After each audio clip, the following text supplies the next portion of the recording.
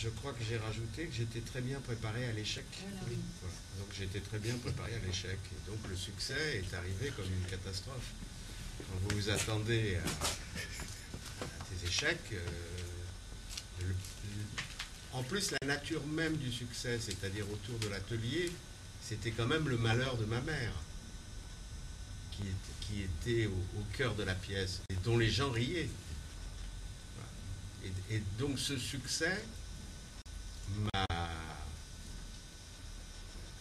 ça m'a fait l'effet des échecs aujourd'hui.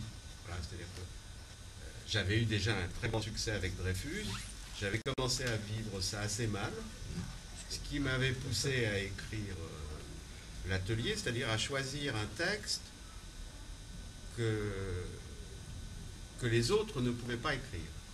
Voilà, c'est-à-dire je me suis mis dans une difficulté ingérable, quoi. Et donc, au point que j'ai mis 5 ans pour écrire l'atelier, alors que j'ai mis 20 minutes pour écrire Maman revient et 5 ans pour écrire l'atelier. En ne faisant que ça, parce que maintenant, Zone Libre, j'ai mis 10 ans, et j'écrivais pour la télévision, en plus je me soignais, j'étais...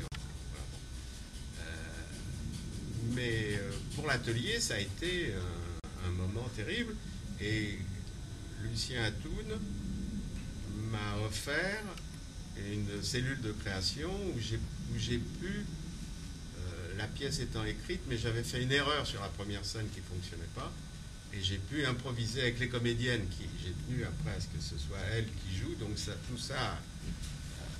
Et c'est au moment... Alors en plus, je jouais, moi, dans l'atelier. Donc j'avais un succès comme acteur qu'en fin de compte, j'avais recherché toute ma vie. Et que je rencontrais que...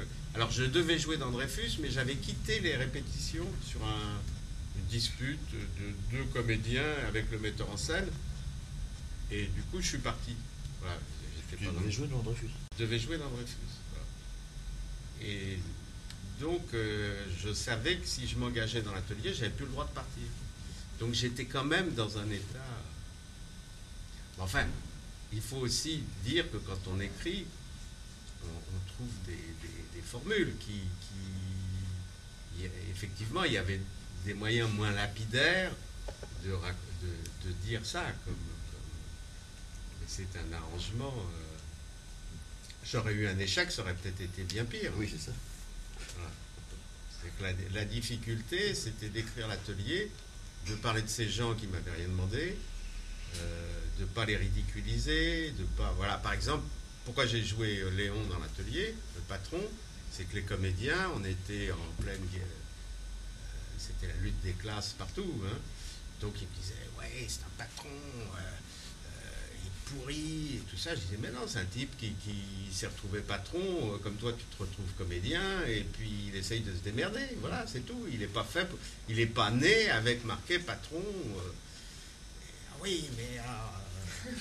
Alors j'ai dit, bon, je vais le jouer comme ça. Pour moi, c'est un homme éminemment sympathique. Voilà. C'est pas parce que les ouvrières disent du mal du patron que le patron est comme les ouvrières disent qu'il l'est.